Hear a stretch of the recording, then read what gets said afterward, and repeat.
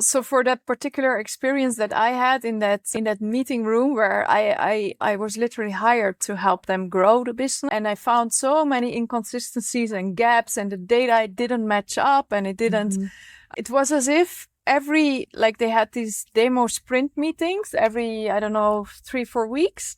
And then I looked at all those presentations and I went through it, and it was all made up. And I didn't understand, like, did nobody ever look at that? Like, there was a team of data analysts, but they were only doing the reports. They didn't think about the data.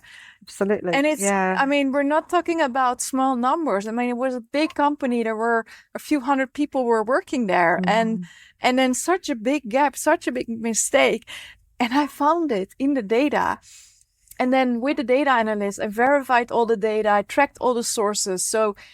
And I also found a solution how we could solve it. So I was like, yeah, let's go to that meeting. Let's present this. And he's going to be so happy of what I found and how they can improve it. I mean, he saw it was true. So that's why he got so furious. And there was one other person in the meeting room. He was the VP revenue. And actually, it was part of his job, what I found. So he just wisely didn't say anything, and he just sat there as if he wasn't even in the room. Yeah. So if you're a woman and there's a man with a lot of authority and he lets it out on you and he starts shouting aggressively. I mean, I was even scared he's going to attack me.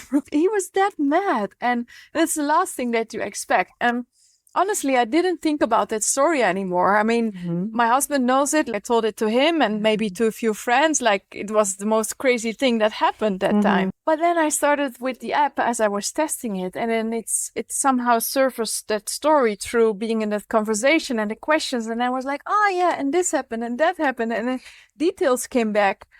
And I think like, wow, maybe more people have experienced that. And honestly, I hesitated. Should I really share it? What if that CEO and what if other people from that company, because they know it's about them, right? What if they are reading it? And